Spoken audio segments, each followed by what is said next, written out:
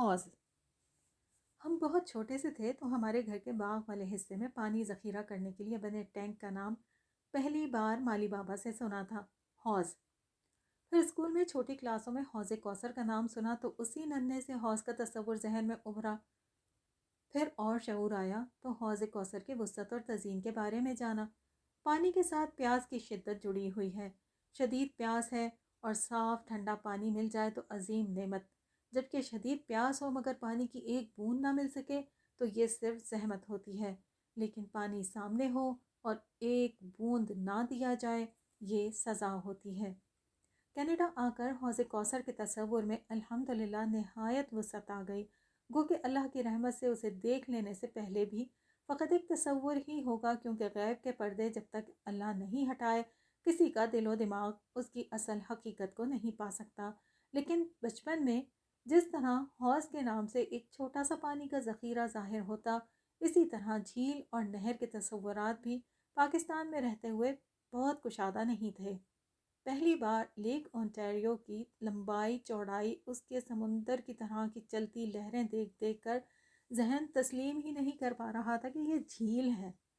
کتنی ہی دور تک کا سفر کر لے وہی لیک اونٹیریو کہیں سے نمودار ہو جائے گی۔ ذہن میں سوال اٹھتے تھے کہ پھر حوض کوثر کتنا وسیع ہوگا، مگر اس وقت تو حیرت کی انتہا ہی نہ رہی جب ایک علاقے میں پہنچنے پر دیکھا کہ ہر طرف لانچیں اور کشتیاں کھڑی بھی ہیں، تیر بھی رہی ہیں، اور یہ کیسا پل ہے، یہاں سے کاریں کیوں نہیں گزر رہی؟ ابھی تو ہم ادھر سے ہی گزر کر آئے تھے، واپسی پر کیا ہوا؟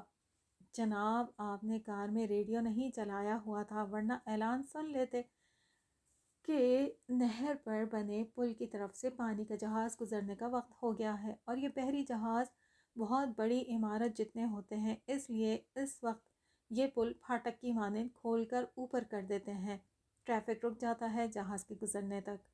دل کی گہرائی سے دعا کہ یا الہی ہر اس انسان کے لیے خیر لکھ دیں جس نے وہ حدیث سنا کر مجھے چھوٹی چھوٹی بدعتوں تک سے بھی باز رکھنے کی کوشش کی، جس کا مفہوم ہے کہ جب دنیا میں مسلمانوں والی محنتیں کر کے حرام سے بچ کر حلال میں کھپ کر بہت سے مسلمان آخرت میں حوض کوثر کے نزدیک پیاس کی شدت سے تڑپ کر پہنچیں گے، تو دوسری جانب نبی کریم صلی اللہ علیہ وسلم بذات خود موجود ہوں گے۔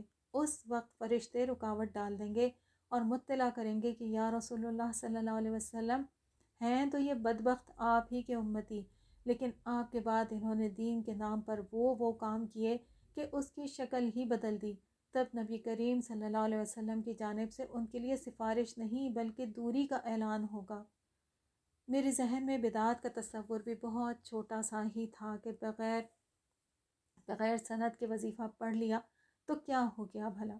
اللہ ہی کا تو ذکر ہے، کھانا کھلانا ثواب ہی تو ہے، اس لیے اگر کسی خاص دن کھلا دیا تو کیا ہو گیا؟ مگر یہ سب بڑھ چڑھ کر ایسی خرافات و خلفشار میں ایک بزنس اور سیاست کا رنگ پکڑ لے گا، حتیٰ کہ کتنی ہی جگہ تو عشق کے نام پر توہین کا ارتکاب کرتے رہے ہیں لوگ۔ اللہ تعالی ہمارے نادان مسلمان بھائی بہنوں کو بر وقت درست فیصلے کرنے کی توفیق عطا فرمائے۔ ایک اصول سامنے رکھ لیں کہ نبی کریم صلی اللہ علیہ وسلم نے جو کام نہیں سکھایا وہ نہیں کرنا، اور صحابہ کرام رضوان اللہ علیہم اجمعین نے جو اپنے عمل سے نہیں کیا وہ بھی ہمیں نہیں کرنا۔ کتنی آسان سی یہ بات سمجھ آ جاتی ہے کہ پیاس بجھانے کے لیے کوئی بھی شربت پی لیں، آئس کریم کھا لیں، لیکن پیاس تو سادے پانی سے ہی بجھ سکتی ہے، کسی اور شے سے نہیں۔ دین اتنا ہی سادہ اور خالص ہے۔ اللہ تعالی ہم سب کو حوض کوثر سے پانی پینا نصیب فرمائے۔ آج ہم سب کے لیے تو بہت آسانی ہے، اس دور میں بہت سی کتابیں خرید نہیں سکتے، پڑھ نہیں سکتے، پھر بھی یوٹیوب کو اچھائی کے لیے استعمال کریں گے تو یہاں مستند اور خالص علم کے خزانے مل جائیں گے۔ انٹرنیٹ پر براہ راست مستند احادیث کو پڑھ سکتے ہیں، سن سکتے ہیں، کسی بھی مفاد پرست کے دھوکے میں آنے کی ضرورت ہی نہیں۔ شخصیت پرستی اور نفس سے نکلنے پر ذرا سی محنت اور دعا کریں، اللہ تعالیٰ آپ کی مدد فرمائیں۔ کینیڈا کی لیک اونٹاریو، اس میں چلتے جہازوں اور دیگر کاموں کے کلپس بھی یہاں مل سکیں گے۔